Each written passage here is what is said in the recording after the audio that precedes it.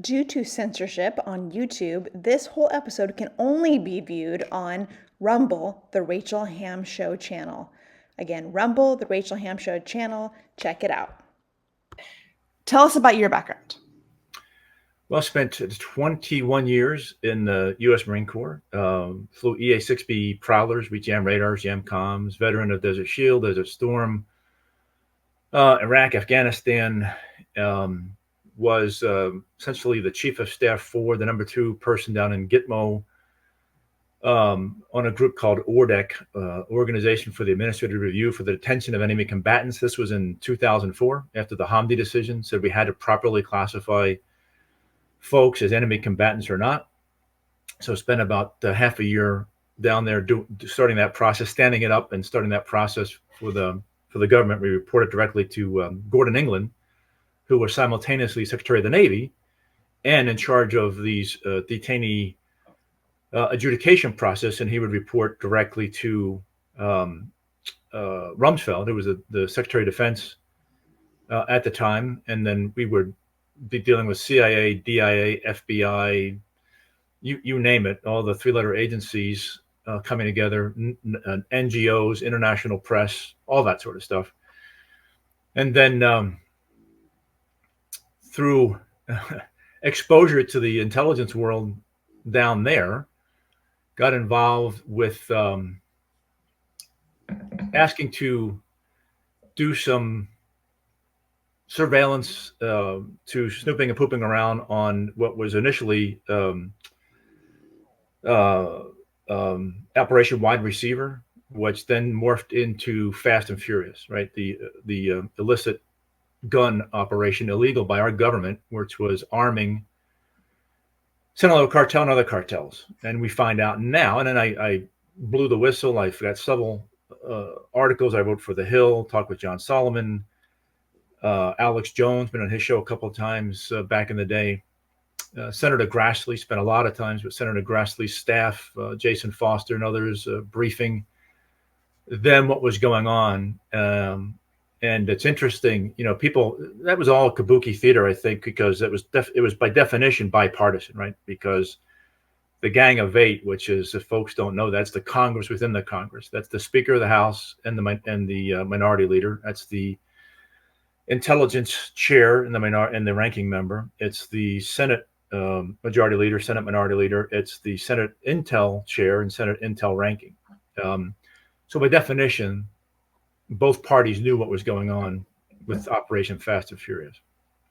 And I find it an interesting note.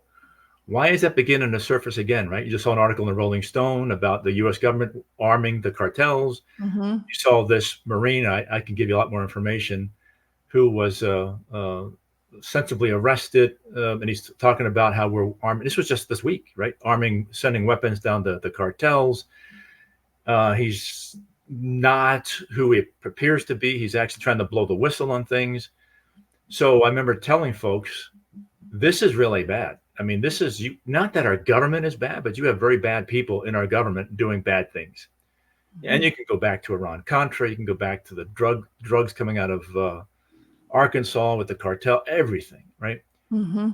And I remember telling people, this is like a one tentacle of a many tentacled hydra.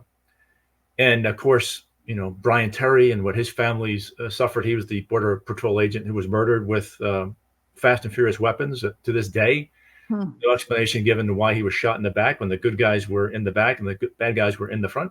Why he was called in on his day off. He had been transferred. He had a transfer already approved. He was leaving. He knew something he was finding guns and ammunition stored and guns being run in the original equipment manufacturer's casings. And he'd call it in. His superior said, just let it go, right? Let it go.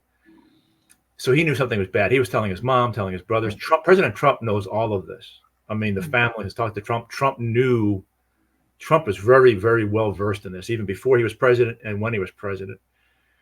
So when 2020 happened, November 2020, folks were at, how did you know this was going to happen? I said, I didn't know what was going to happen, but you could sense there was something nefarious, a dark cloud that was kind of like a wet blanket over parts of our government that was not reflective of what we're supposed to be as as a constitutional republic based on Judeo-Christian principles. Mm-hmm. So my life changed the Sunday after the Tuesday election here in Nevada, when I was called down to the Venetian Hotel. Jim Marchant, who's a dear friend, and others had asked me to come there, and that's where I first met Juan 07, and somebody who had handled me, who I still had trusted, because a lot of Wait, times so tell people what that means, because they might not know. Like when you say someone who had handled me, it's because of things when folks who kind of are guiding you, right, trying to help you. We need you to go do this, and then go over here and do this, and you're reporting back, and you're getting further instructions. So they're kind of like your coach on the sideline, telling when you. you're doing like undercover type work or Yes. investigative type work. And I had never heard of 107 except for I remember once listening to Ann Vandersteel's show. Ann Vandersteel was a friend. She had helped blow the whistle with a lot of the victims of Fast and Furious. We did a national press conference in the National Press Club in July of 2019 that she helped really did amazing work to help foster. And one of the folks I still am in contact with who I trusted, he said, you're going to go down there, you're going to see this 107 in person. And I'm like, who the hell is 107? I'm now his chief of staff, so go figure, it's a small world. But I went down there. I showed him a contact on my phone that no one would really, other than a select few, have. Juan had it. And this person told me he will show you who's got it and you can talk. So that's where we connected. And I remember Juan at that point telling me and some others there, the nation's going to have to get as close to a near-death experience, like using chemotherapy to get a cancer out of a patient, for us to expunge this evilness that's penetrated our government. Mm-hmm. And so that's my life changed dramatically from that Sunday after the Tuesday election. Like you alluded to, in February, Jim Marchant had organized it with Juan's help and others, and we were at the Dragon Ridge Country Club over here in Henderson. And we had kind of, I guess we call it like a digital continental congress. So Phil Waldron was there, Juan was there, many others were there. A lot of folks were staying at the South Point Hotel and Casino, and that's where we said the initial screenings of The Sound of Freedom. Caviezel was there. We were they showed it like in the same theater 6 different times at South Point. Mm-hmm. And then what we did after that is we organized that initial Secretaries of State summit at the Trump Hotel here in Vegas. And that was the dinner was the night before. And thank you again to Patrick Byrne. We were all trying to divvy up, okay, I'm tracking the menu, who wants this and what the price is. And Jim was going to pay it. We'd all pay each other back. And Patrick was on that email chain. He goes, don't worry, I got it. I got and he paid the bar bill. He paid everything for 36 people, which, Patrick in very many ways is very generous with his funds. And he's as we talk more about the coalition and what we've been doing, he solely, with some support from Juan, Patrick through TAP, the America Project, has been helping us immensely do this. So that 1 May, we had the Secretaries of State Summit where you all met for the first time. And then it just grew from there, right? We began to grow. We started having those Friday calls. We started doing these election integrity forums. Mm-hmm. Started in December of 2021 in Reno. We've done over 40 of these things since that. All over the country. Some small. Mm-hmm. Mark does smaller versions. Mark Cook, as you know, mm-hmm. The handcountroadshow.org. He's going to various locations. He's in New Mexico right now. And we've just been educating people and bringing folks together. I did want to also say, didn't you testify before Congress in Fast and Furious? I did. I provided hours of questioning and testimony to House Oversight. I gave information to when ISA was there, Chaffetz was there, Gowdy was there. Had texted Gowdy and or emailed Gowdy when he was still in Congress, and he said, Matt, send me everything you have on this. Senator Grassley, because at that time, Grassley, Jason Foster, and John Solomon were the ones doing a yeoman's work on reporting on Fast and Furious. So, but did anyone ever do anything about it? They asked for the information, you testified, you did all the work, then you testified on the work you had And I done. was just one. There were many people doing much more than Right, I of did, course, of course. but no, But whatever sadly, came.